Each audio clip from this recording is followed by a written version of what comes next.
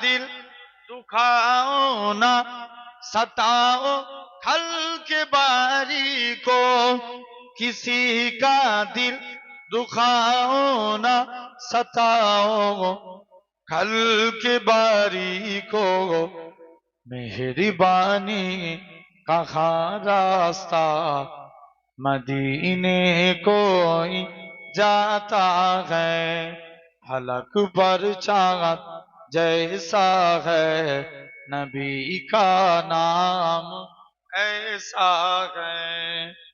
बनो तुम साहिबा मीठा, बनो तुम साहिबा मीठा, नबी की सारी उम्मत पर, बनो तुम साहिबा मीठा, नबी की सारी उम्मत पागत, एक ही उल्फत एक ही चाहत, नबी का नाम देता है, फलक पर चाँद जैसा है नबी का नाम ऐसा है।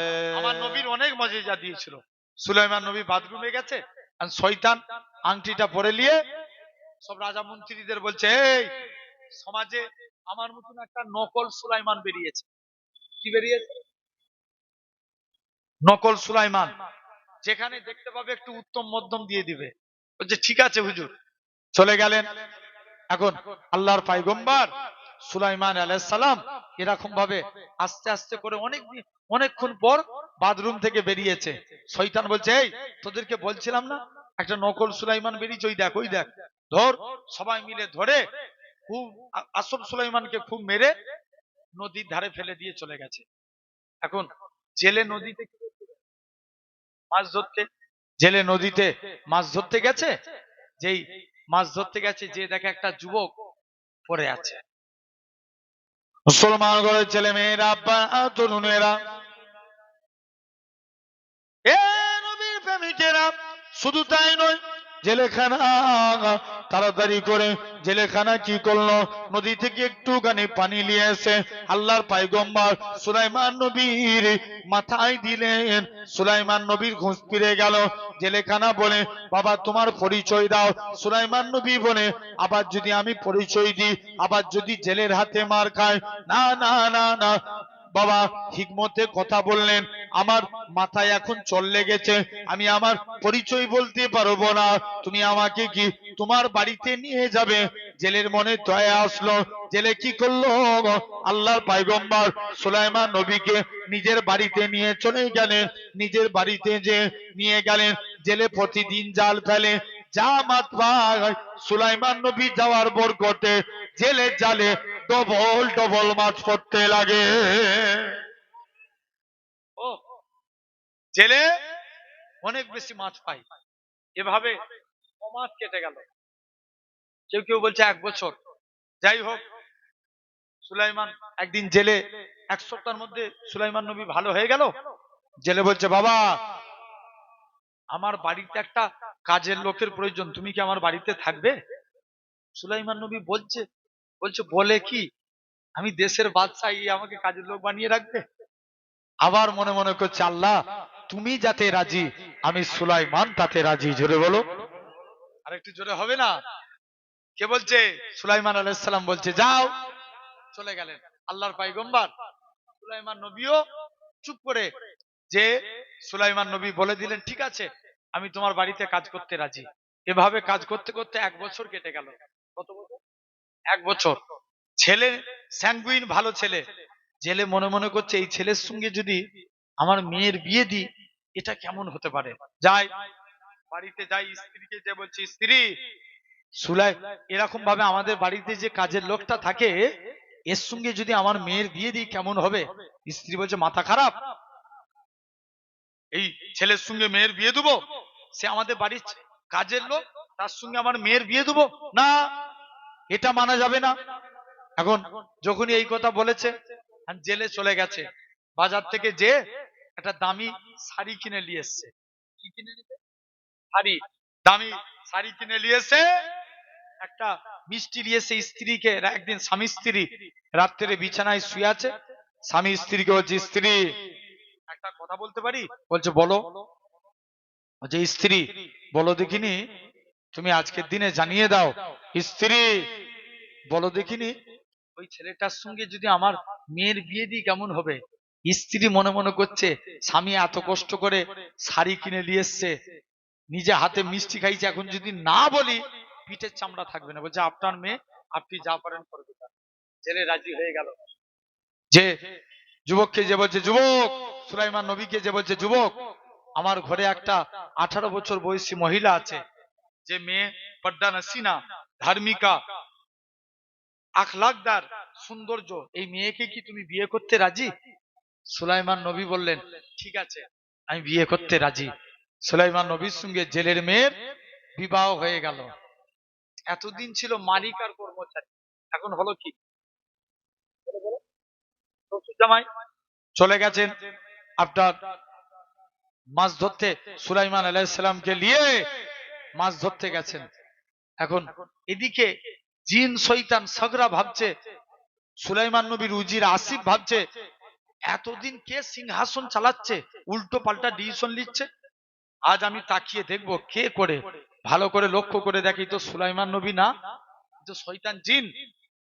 দেখবেন জিনেদের কাছে আয়াতুল কুরসি পড়লে ওরা এমনি কেমন হয়ে যায়। হ্যাঁ না? না, শানে নুজুলে এসছে সূরা জিনের প্রথম পাঁচ আয়াত পড়েন, দেখবেন জিন আগুন লাগার মতো ছুটবে। এখন বলছে যাই, যে দেখি উপায় কি আছে। মুসলমান ঘরের ছেলে মেয়েরা, তরুণেরা, হে নবী প্রেমিকেরা, এরকম ভাবে আস্তে আস্তে করে সুলাইমান নবী যখনই এই কথা বললেন, আসিফ আসিফ বিন বরখিয়া তিনি কি করলেন? শয়তানকে তারা দিলেন। দেখবেন জিনেরা হাওয়ার সঙ্গে মিশে যায়। শয়তান কি করলো? আংটিটা খুলে নিয়ে জমিনায় ফেলে দিল। আংটিটা এরকম ভাবে আসমান থেকে ফেলে দিল। আংটিটা এসে নদীতে এসে পড়লো। একটা মাছ ওই আংটিটা খেয়ে খাদ্য বলে খেয়ে নিল। সুলাইমান নবী এরকম ভাবে, এদিকে সুলাইমান নবী আর জেলে নদীতে মাছ ধরতে গেছে, কিন্তু আল্লাহ পাকের কি দয়া, সুলাইমান নবীর বরকতে জেলের জালে ওই আংটি বলা মাছখানা পড়ে গিয়েছে। আরো অনেক মাছ পড়েছে। এটা বলছে সব মাছ বিক্রি করে দিচ্ছে। বলছে যাই, একটা মাছ, আজকে মেয়ের বাসর রাত, একটা মাছ নিয়ে যাই, যে তরি তরকারি করে খাওয়া হবে। যখনই দিয়ে এসছে, মাছটা কেটেছে, দেখে আল্লাহর কুদরত, মাছের পেটে আংটি। জোরে বলবে না? কার পেটে? মাছের পেটে। এখন ছেলে মনে মনে করছে, যাই, ছেলেকে তো কিছুই দিইনি, যাই এই আংটিটাই জামাইকে গিফট করব। মেয়ের হাতে দিয়ে দিলেন। বাসর রাত হবে, সুলাইমান নবী মেয়েটাকে জিজ্ঞাসা করে, বলো তুমি কি কোনো পরপুরুষকে দেখেছো? মেয়েটা চুপ করে আছে। তুমি কি অন্য কোনো ছেলেকে ভালোবাসতে? মেয়েটা চুপ করে আছে। মুসলমান ঘরের ছেলে মেয়েরা, তরুণেরা, হে নবীর গোলামেরা, মহিলা খানা কাঁদে আর বলে, ও আমার স্বামী, আমি একটা ছেলেকে ভালোবাসতাম, সেটা হলো আমার দেশের পয়গম্বর, আল্লাহর পয়গম্বর হযরতে সুলাইমান নবী। এরকম ভাবে আমি সুলাইমান নবীকে বড্ড মহব্বত করতাম। হে নওজোয়ান যুবকেরা, আস্তে আস্তে করে আল্লাহর পয়গম্বর সুলাইমান আলাইহিস সালাম, তার জন্য আমার এমন কোন দিন যায় না বিছানায় পানি পড়ে না। তবে আমার আব্বা মা আপনাকে পছন্দ করে দিয়েছে, আপনি আমার এখন স্বামী। সুলাইমান নবী মনে মনে করছে, কি রে, বাপ বললো মেয়ে কোনো পরপুরুষকে দেখে নে, আর মেয়ে ভিতরে ভিতরে প্রেম করে বসে আছে। যাই, সুলাইমান নবী অনেকক্ষণ গল্প গুজব করার পর মেয়েটা আবারও কাঁদতে লাগে। বলছে যাই হোক, মেয়ে খানা কাঁদে আর বলে, ও আমার স্বামী, শুনে রেখে দেন, এরকম ভাবে আমি আজকের দিনে আমি আমার আল্লাহর কাছে দোয়া চেয়েছিলাম, আল্লাহ পাক তুমি একটা রাতের জন্য হলেও সুলাইমান নবীকে আমার স্বামী বানিয়ে তারপরে তুমি আমার মরণ দিবে। ও আমার স্বামী, কিন্তু আল্লাহ হয়তো আমার মনের আশা পূরণ করে না, কেননা আমি আমার আল্লাহর কাছে দোয়া চেয়েছিলাম, আল্লাহ পাক তুমি সুলাইমান নবীকে পয়গম্বর ঘরের ছেলে পয়গম্বর বানিয়েছো, তুমি আমায় জেলের ঘরের মেয়ে বানিয়েছো। ও রব্বে আল্লাহ পাক, তুমি একটা রাতের জন্য হলেও সুলাইমান নবীকে আমার স্বামী বানিয়ে তারপরে তুমি আমার মরণ দিবে।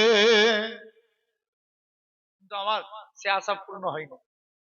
সুলাইমান নবী মনে মনে ভাবছে কি, আমি তো সুলাইমান, আমি যদি বলে দেয় মার ফাঁকি থাকবে না, বলে সুলাইমানের নাম বলছি বলে তুমি বলছো।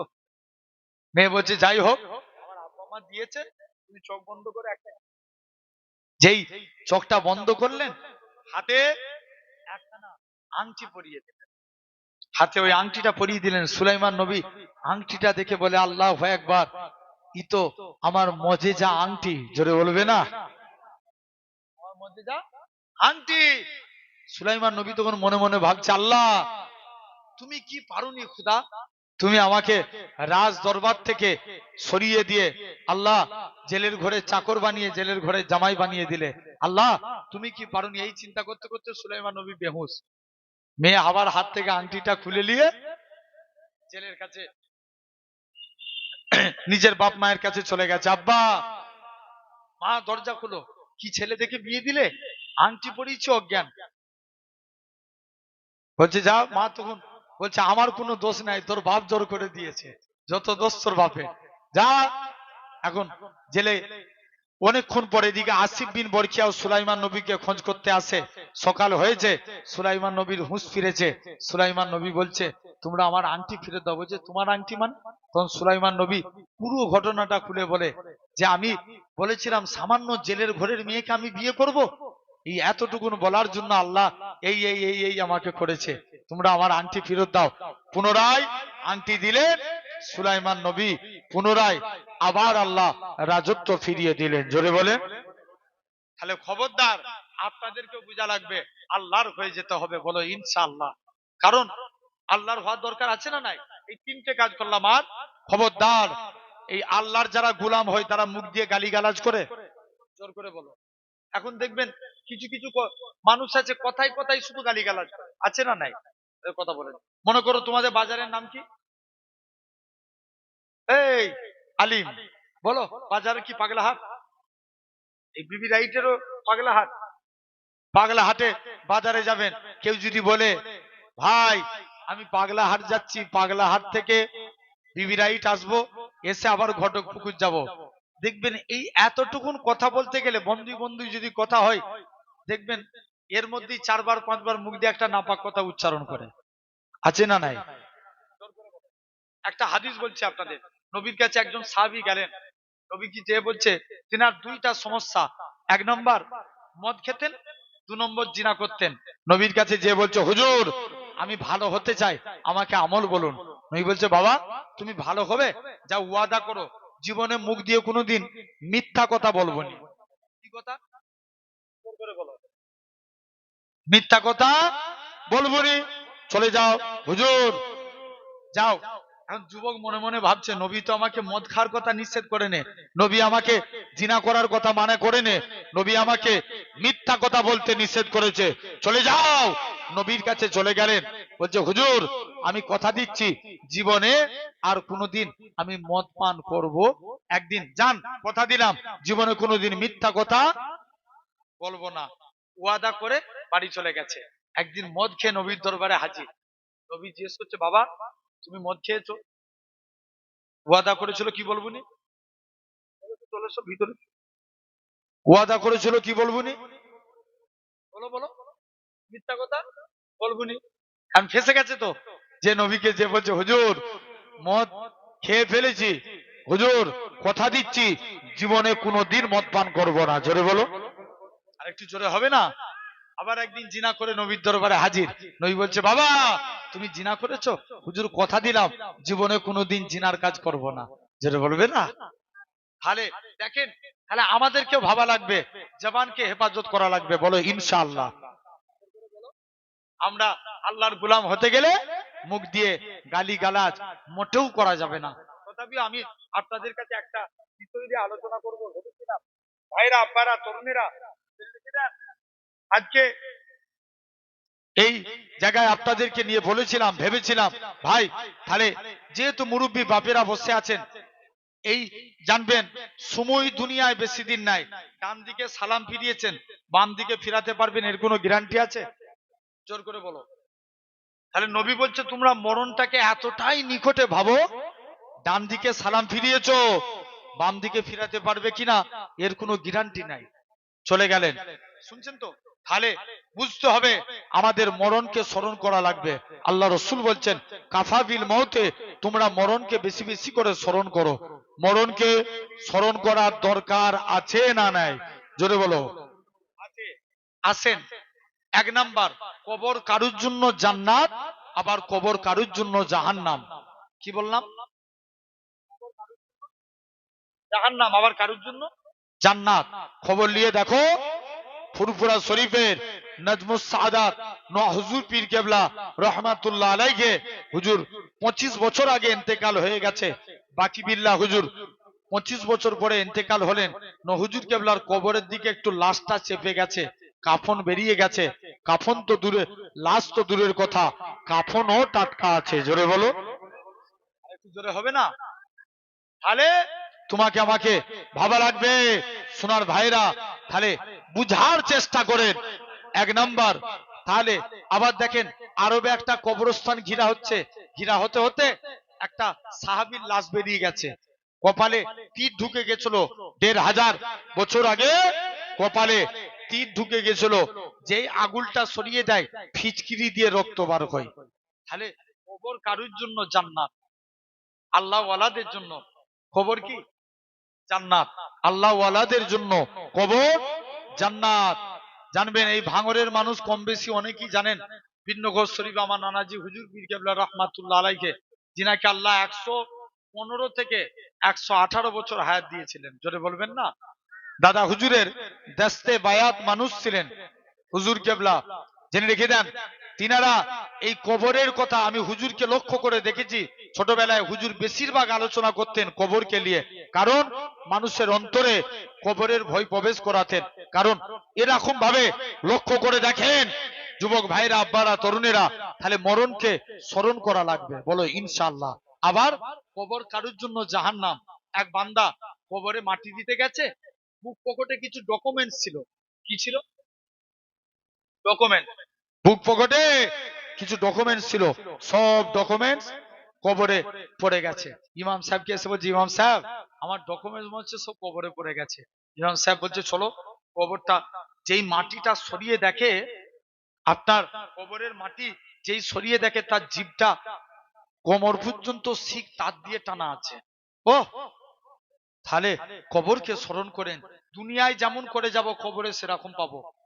একটা পথিক, কিতাবের নাম ভয়ঙ্কর কবরের আযাব। পাকিস্তান গুলঘাটে একটা ঘটনা ঘটেছিল। একটা পথিক কবরের ভিতর থেকে কবরস্থানের পাশ দিয়ে হেঁটে হেঁটে যাচ্ছে, আর চিৎকার করে কবরের ভিতর থেকে একটা আওয়াজ ভেসে আসছে, কে আছো আমাকে বাঁচাও বাঁচাও। পথিকটা মাঠ টান দৌড় দিয়েছে ইমাম সাহেবকে, যে বলছে ইমাম সাহেব তুমি আজকের দিনে আমাকে চলে যাও, ইমাম সাহেব তুমি আজকের দিনে আমাকে তুলো। ইমাম সাহেব কি করলেন, তাড়াতাড়ি করে চলে গেলেন। ইমাম সাহেব আস্তে আস্তে করে, ইমাম সাহেব চুপ করে এসে 10-12 জন লোককে এনে দেখে কবরের ভিতর থেকে একটা আওয়াজ এসছে। মাটিগুলো সরিয়ে দেখে একটা মহিলা উলঙ্গ অবস্থায় কবরের ভিতরে পড়ে আছে। ইমাম সাহেব মানুষ তো, একটা চাদর দিলেন, তাড়াতাড়ি করে মেয়েটা গাটা ঢাকা দিয়ে পাকিস্তানে এক জায়গায় একজনের বাড়িতে যে দরজা বন্ধ করে দিয়েছে। এদিকে পাকিস্তানের মানুষদের যেতে দেরি হয়ে গেল। মা একবার দরওয়াজা খুলো, তুমি কি জন্য আজকের দিনে তুমি এরকম ভাবে চিৎকার করে কাঁদো কবরস্থানে? মহিলা খানা বলে, তোমরা আমার চেহারা দেখলে ভয়ে হাটফেল করে যাবে, মা একবার দরওয়াজা খুলো। মুসলমান ঘরের ছেলে মেয়েরা, আব্বারা, তরুণেরা, হে নবী প্রেমিকেরা, পাকিস্তান গুলগাটে মানুষেরা ওই মহিলাখানাকে আস্তে আস্তে করে ডাকতে লাগে। মহিলাখানা অনেক রিকোয়েস্টের পর দরওয়াজাখানা খুলে দিয়ে মহিলা তার মাথাটা খুলে দেখায়। তার মাথা বলে কোনো জিনিস নাই, কেবলমাত্র খুলিগুলো দেখা যায়। পাকিস্তানের মানুষেরা বলে, আল্লাহ তাকে বান্দি বলো তো দেখি তোমার মাথার এরকম অবস্থা কেন? মহিলা খানা কাঁদে আর বলে, এই পাকিস্তানের মানুষেরা, কেননা আল্লাহ মেয়েদের জন্য মাথা ঢেকে রাখা ফরজ করেছিল, কিন্তু আমি বেপরদাহীন ভাবে রাস্তায় ঘোরাফেরা করতাম, যাতে করে এলাকার যুবকরা আমার প্রতি ফিদা হয়ে যায়, আমার প্রতি দিওয়ানা হয়ে যায়। এই জন্য আল্লাহ পাক প্রথম প্রকার শাস্তি মাথার মধ্যে দিয়েছে। সে তার ঠোঁটখানা খুলে দেখায়, ঠোঁট বলে কোনো জিনিস নাই, কেবলমাত্র মারিগুলো দেখা যায়। পাকিস্তানের মানুষেরা বলে, আল্লাহ তাকে বান্দি বলো তো দেখি তোমার এরকম অবস্থা কেন? মহিলা খানা কাঁদে আর বলে, এ পাকিস্তানের মানুষেরা, কেননা শুনে রেখে যান, আল্লাহ এরকম ভাবে মেয়েদের জন্য মুখ ঢেকে রাখা ফরজ করেছে, কিন্তু আমি ঠোঁটে লিপস্টিক লাগিয়ে ঘুরতাম, যাতে করে এলাকার যুবকরা আমার প্রতি ফিদা হয়ে যায়, আমার প্রতি দিওয়ানা হয়ে যায়। এই জন্য আল্লাহ পাক প্রথম প্রকার শাস্তি, দ্বিতীয় প্রকার শাস্তি ঠোঁটের মধ্যে দিয়েছে। এই বলে সে তার শরীর চেহারাখানা খুলে দেখায়, চেহারা বলে কোনো জিনিস নাই, কেবলমাত্র হাড়হাড্ডি গুলো দেখা যায়। পাকিস্তানের মানুষেরা বলে, আল্লাহ তাকে বান্দি বলো তো দেখি তোমার চেহারার অবস্থা এরকম কেন? মহিলা খানা কাঁদে আর বলে, এই পাকিস্তানের মানুষেরা, কেননা শুনে রেখে যান, আল্লাহ মেয়েদের জন্য পর্দা করা ফরজ করেছিল, আমি বেপরদাহীন ভাবে রাস্তায় ঘোরাফেরা করতাম, যাতে করে এলাকার যুবকরা আমার প্রতি ফিদা হয়ে যায়। এই জন্য আল্লাহ পাক চেহারার মধ্যে তৃতীয় প্রকার শাস্তি দিয়েছে। এই বলে মেয়েটা আবার জমিনায় পড়ে আবারও ইন্তেকাল হয়ে গেলে, আবার মারা গেল। তাহলে এরকম ভাবে লক্ষ্য করে দেখো, কবর কারুর জন্য জান্নাত, আবার কবর কারুর জন্য।